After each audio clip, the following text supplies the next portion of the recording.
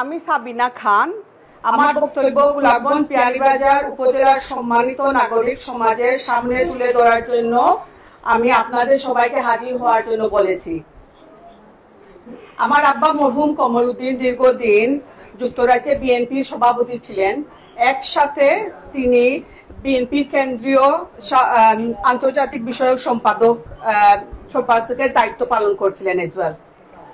আমার বাবা জাতীয়বাদী আদর্শের একজন বিশ্বস্ত সৈনিক ছিলেন। আমার বাবা এদেশের মাটি ও মানুষের কল্যাণের জীবনের শেষ দিন পর্যন্ত কাজ করে গেছেন। শহীদ রাষ্ট্রপতি জিয়াউর রহমানের আদর্শে লালন করে আমার বাবা গোলাপগঞ্জ বিয়ানীবাজারের নিয়ে অনেক স্বপ্ন দেখতেন। আমি আমার বাবার স্বপ্নকে লালন করে গোলাপগঞ্জ বিয়ানীবাজার মানুষের জন্য কিছু করতে চাই। আমাদের এই দুই উপজেলায় উল্লেখযোগ্য অনেক প্রবাসী মানুষ আছেন। আমাদের প্রবাসীরা জাতীয় অগ্রগতি ও উন্নয়নে গুরুত্বপূর্ণ ভূমিকা পালন করছেন।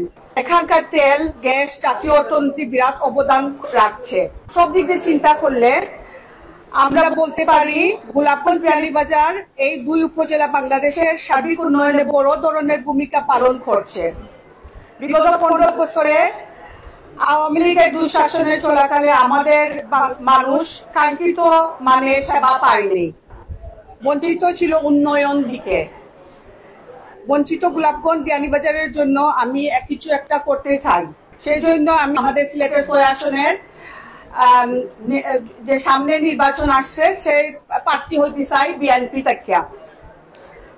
আমার বাবার প্রাণের সংগঠন বাংলাদেশ জাতীয়তাবাদী দল বিএনপি থেকে মনোনয়ন নিয়ে আগামী জাতীয় সংসদ নির্বাচনে প্রার্থী হওয়ার ইচ্ছা পোষণ আমি করছিলাম।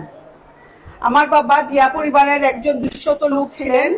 তিনি বিএনপির দুর্দিনে এবং দুঃসময়ে আমার বাবা জিয়া পরিবার ও জাতীয়তাবাদী আদর্শের সৈনিকদের কাছে ছিলেন।